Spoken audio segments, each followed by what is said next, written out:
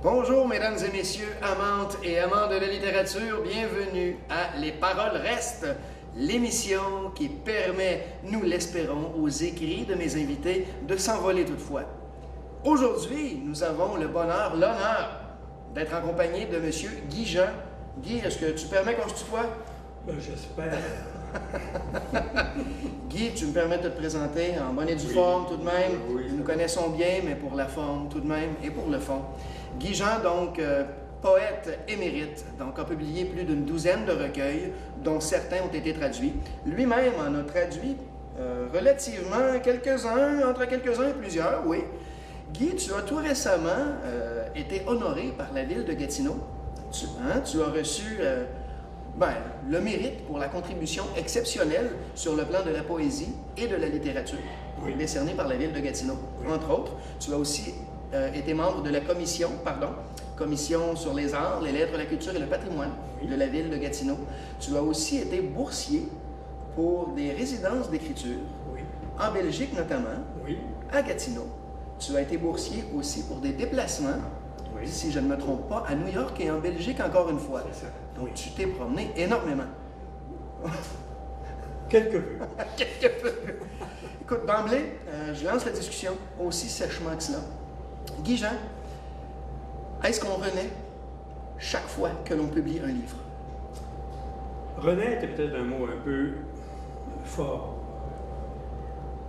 Mais pour moi, c'est pas publier est la fin d'un processus pendant lequel on renaît à de nouvelles connaissances, à une nouvelle perception de soi en relation avec l'environnement. Pour moi, chaque livre, c'est comme une recherche sur ce que j'appelle les énigmes de la vie. Que ce soit la violence, que ce soit l'amour, que ce soit la vieillesse, la mort, l'enfance. Chaque fois, c'est une démarche pour mieux connaître, mieux se situer dans l'univers. Maintenant qu'on sait qu'on n'est pas le nombril, l'univers, alors mieux se situer, puis dans le fond, voir c'est quoi vivre chaque jour dans cet environnement-là. Donc pour moi, la naissance, elle se fait tout au long de la démarche d'écriture et de nouvelles connaissances. Et je te pose la question, je mettrai mes cartes sur table. Je te pose la question, tu es Acadien, Guy. Tu es déménagé dans l'Outaouais il y a très très longtemps. Tu as travaillé au sein du gouvernement fédéral. Tu as travaillé notamment à la formation, à la rédaction de formation.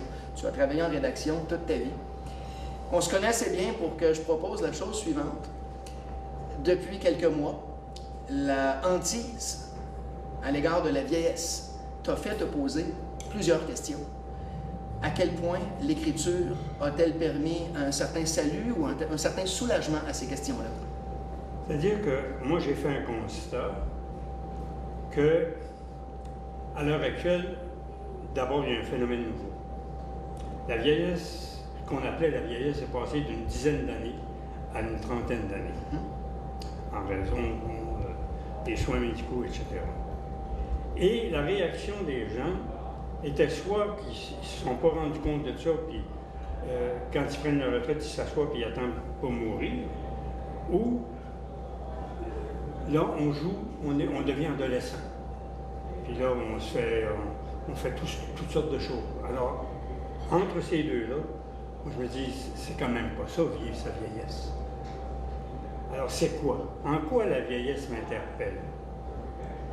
J'ai une nouvelle période dans la vie où je n'ai pas besoin de gagner ma vie parce que je l'ai gagnée, ce qui est un privilège d'ailleurs, parce qu'il y a des gens qui, jusqu'à leur mort, doivent travailler fort, comme les animaux, pour mettre le poids sur la table.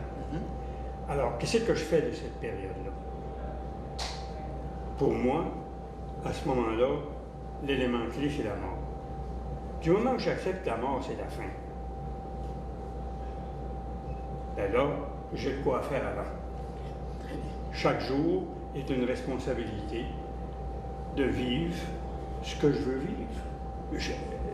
C'est moi qui est responsable de cette journée-là, avec les responsabilités que j'ai de famille, etc., etc. Mais je n'ai pas à m'asseoir et attendre que quelque chose arrive. ou bien m'énerver pour dire, ben là, il faut absolument que je vive chaque jour, parce que si je manque quelque chose, il faut mourir. Non. Je dis, OK. La vieillesse, c'est un... Puis je dis, je suis vieux. Les gens ne sont pas vieux. J'ai dit, pas dit que j'étais débile. J'ai l'âge d'être vieux. Tu comprends? Écoute, je comprends tellement bien.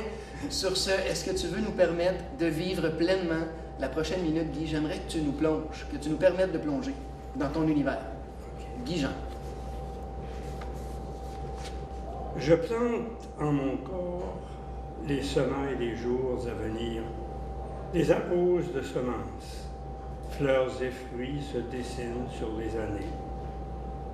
J'allume un feu, ces flammes ne connaissent ni matière, ni chair. J'en foudroie l'ocre tout-puissant et éternel, caché dans le passé de mes pères et mères. Brise sa monture aux yeux jaunes qui porte mes cauchemars enfantins de chute et d'enfer. J'immole les amours gâchés, les rancœurs, les envies. Je recueille les cendres, en fait l'encre de mon écriture. Extrait des fossiles? Oui, les fossiles qui gisent dans mes rêves. Parfait. Merci, Guy. Si tu le permets, ben non. Si tu le permets, c'est une expression. Que tu le permettes ou non, Guy, on passe au prochain segment. Ah ah! T'es prêt? Oui. Le fond de tiroir, c'est simple. Il y a 3 tiroirs. Tu choisis en tout temps lequel parmi les 3 tu veux ouvrir. Il y a 6 questions dans chacun des 3 tiroirs. Tu choisis de fait le degré de profondeur auquel tu veux te faire mener. Le tiroir de la tête, le tiroir des sens et le tiroir du cœur. Le haut, le centre, le bas. Commençons par le cœur. Parfait. Tiroir du cœur. Et question entre 1 et 6. 1 et 6. 3. Question 3. Très prudent, très bien. Guy Jean, quelle est la chose qui te fait craquer, qui te séduit au plus haut point?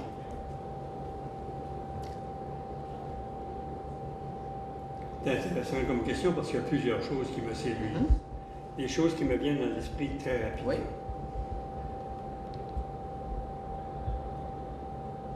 Oui.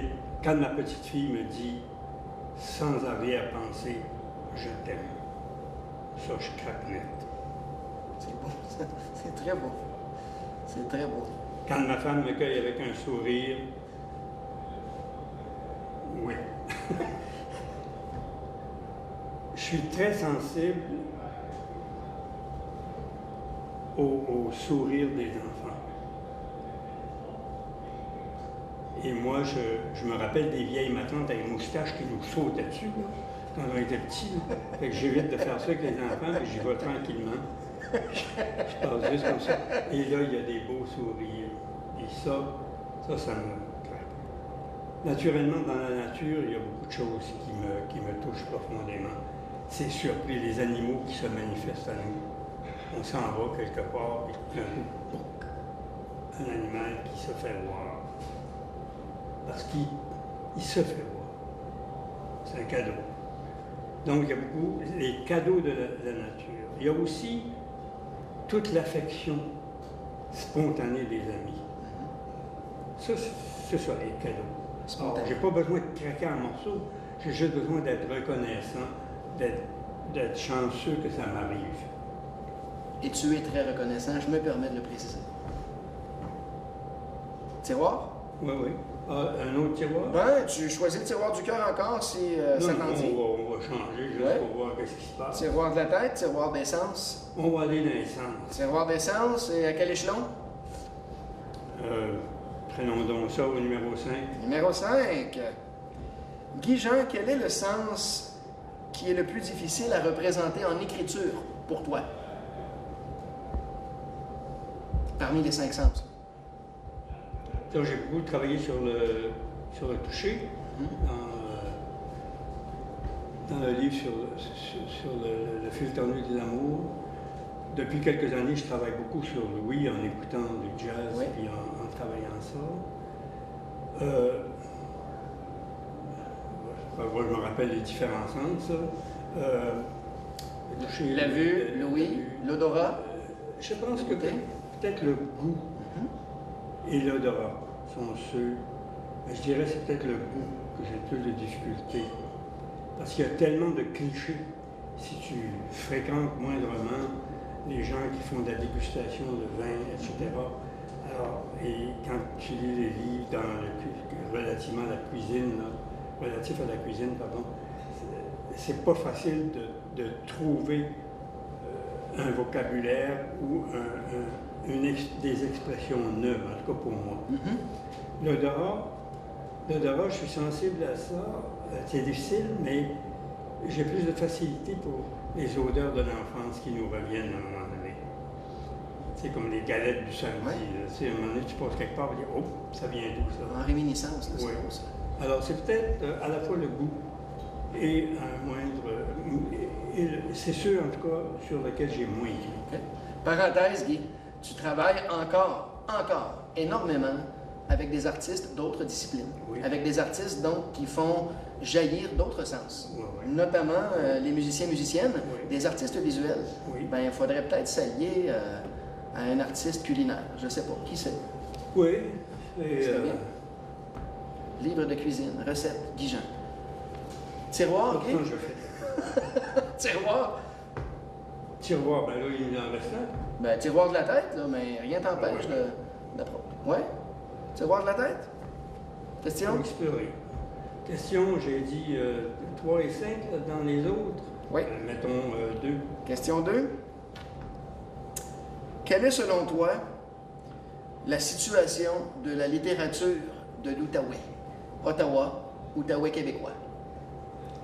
Je connais beaucoup moins, ou moins, la littérature de l'Est de l'Ontario. Sauf au niveau des poètes, je connais beaucoup plus. Mais tu as été président et tu as été, ma foi, pierre angulaire de l'Association des auteurs et auteurs de l'Outaouais. Oui. Je dirais qu'en Outaouais,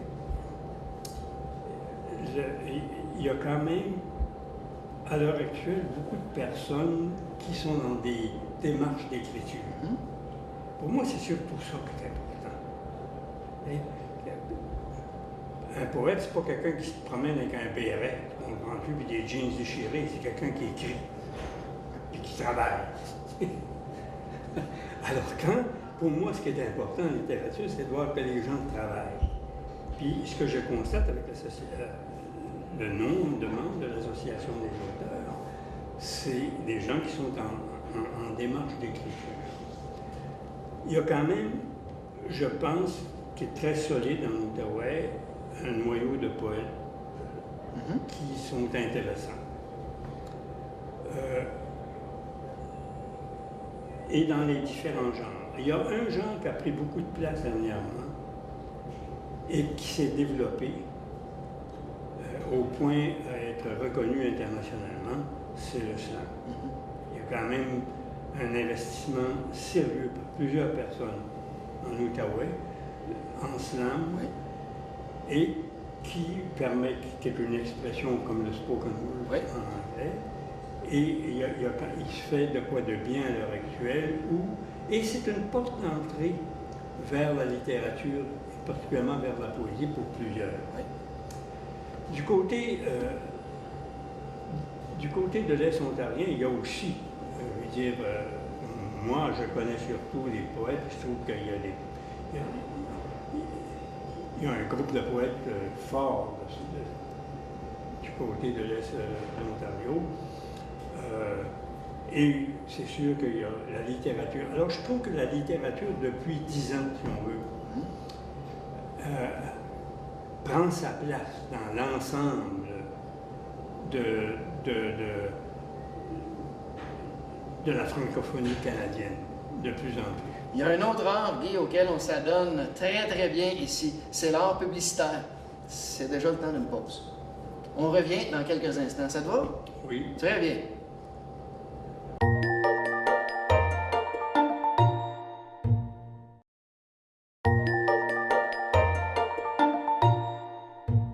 Nous sommes de retour, Éric Charlebois, en compagnie de Guy Jean. Guy, C'est maintenant le segment le 10 heures de belle aventure. Encore une fois, c'est fort simple. Il y a 54 cartes. Je les brasse. Gentiment, tout bonnement, je les étale devant toi. Tu tires une carte. Tu dois répondre à la question. Donc, il y a une part d'obligation. Est-ce que tu acceptes? Oui. Oui? OK. On est prêt. Donc, j'étale ça. Pêle-mêle, pêle-mêle, pêle-mêle. Tu tires la carte. Tu peux la regarder si tu veux. Et tu me l'attends pour que j'en fasse la lecture.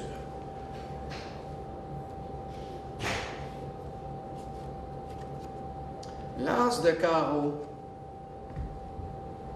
Guy-Jean, quel est le titre du premier livre qui t'a inspiré? Peut-être même t'a-t-il inspiré l'acte d'écriture? Le premier livre, je pense que qui m'a inspiré au niveau de la poésie. Je pense que c'est Le bateau ivre de Rimbaud. Et il y a aussi Peggy, qui m'a beaucoup inspiré au niveau de la poésie. Peggy à cause des espèces de souffle et de rythme. Tandis que au collège, Le bateau ivre représentait tout ce monde particulier de la poésie, dans lequel il fallait s'investir, puis où on quittait notre monde ordinaire. Voilà. Très bien, très bien.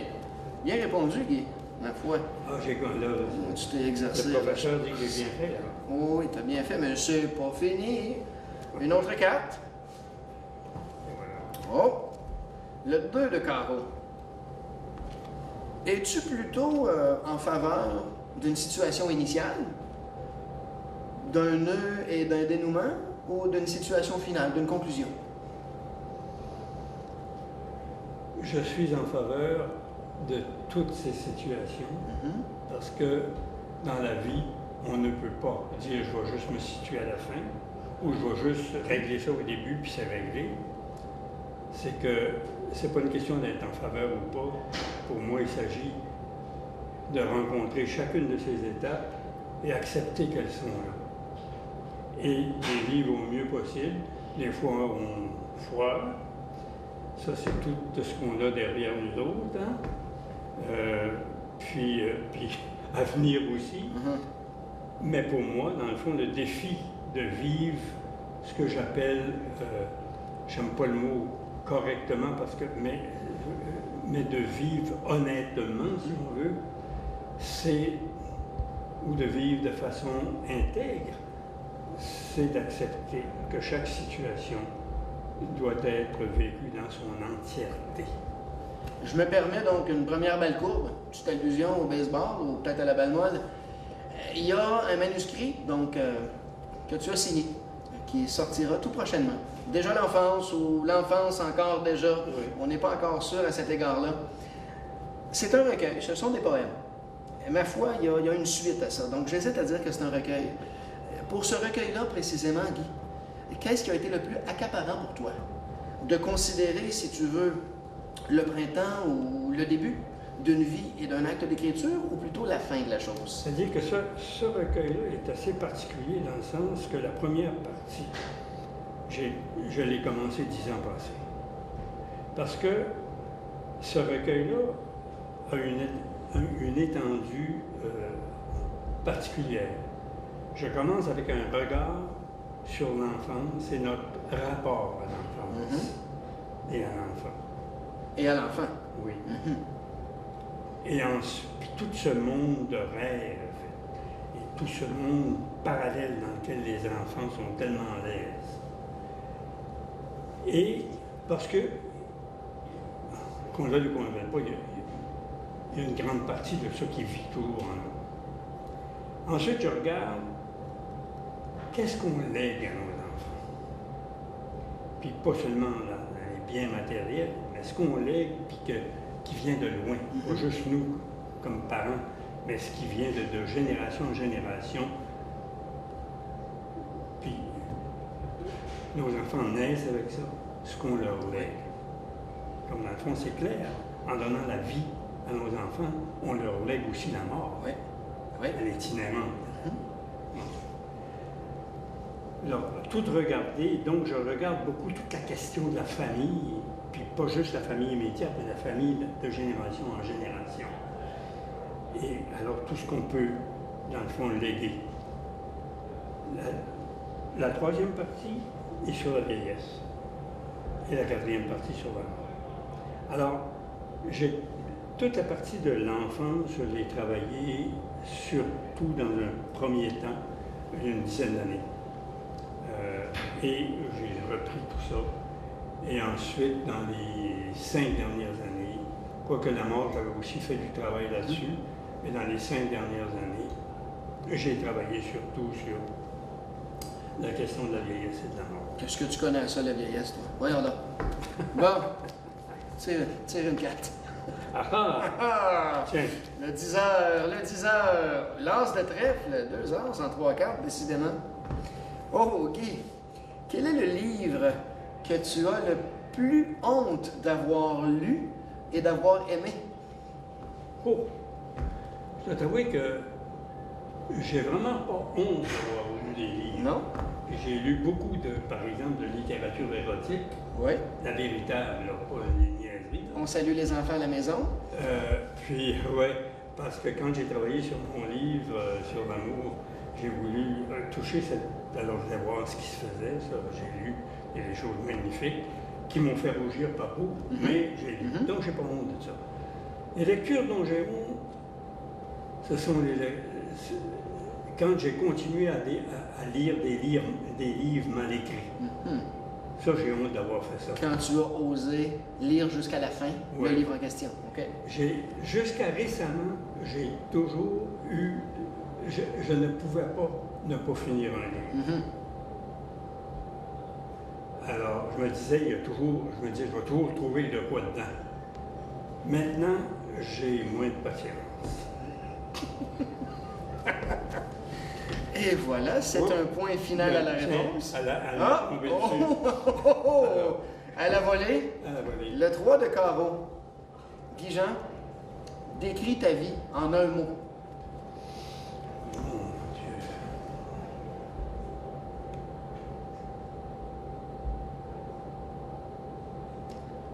Je dirais apprentissage. Pourquoi? Où est-ce que ça va de soi? C'est que si on n'apprend pas, on ne survit pas. Ça, c'est la première chose. Toute espèce survit en apprenant à survivre dans l'environnement. Donc, la survie en question n'est pas innée. Les moyens sont acquis. Et donc, et aussi on apprend, tu sais, l'amour. On ne sait pas ce que c'est.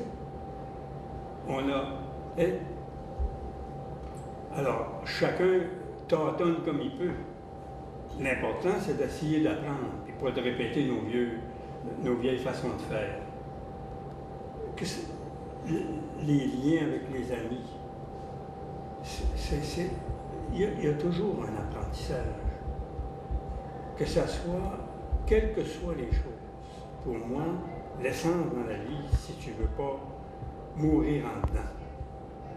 Et tu aurais pu dire, comme un mot, la peur de mourir en dedans. La peur de perdre la passion. Hein? De devenir des zombies, entendu, fourrés devant la télévision, puis juste comme ça. Là. Et on salue les téléspectateurs en se disant, ben oui. Non, mais il y a une différence entre regarder des choses puis être comme perdu. Alors, parce que c'est pas une critique à la télévision, mais c'est cette volonté, ce désir, appelons-le ce qu'on veut, de constamment apprendre. La volonté. Ouais. La volonté. Donc l'apprentissage, pour toi, Guy-Jean, c'est d'abord et avant tout une volonté. Ouais. Je ne sais pas. OK, ça va. Donc il y a une volonté d'être actif dans l'apprentissage. Vas-y donc. Ah bon? Voir si on apprend. Le 3 de trèfle. Guy, décidément, c'est très bien. Quelle partie du corps humain est la plus importante? Dans les livres, mais j'aimerais préciser la chose. Dans tes livres à toi? Mes livres en moi que j'ai partis. Récemment, c'est l'esprit. Parce que l'esprit, pour moi, c'est pas quelque chose qui flotte dans les airs, c'est dans les cellules. Comme l'âme, on parle de l'âme, ou de l'esprit, c'est physique, c'est dans les cellules. Intéressant. C'est pas quelque chose qui se promène à côté. Là. Bon. Alors, dans mes écritures récentes, ça, j'ai beaucoup. Ça prend beaucoup de place. Je dirais que le corps en entier a pris beaucoup de place quand, dans mes écrits sur les rapports humains, surtout les rapports d'amour. En dehors de ça, les yeux. Les yeux? Les yeux reviennent souvent. OK. Très bien. Très bien. Vas-y, tu te gênes pas.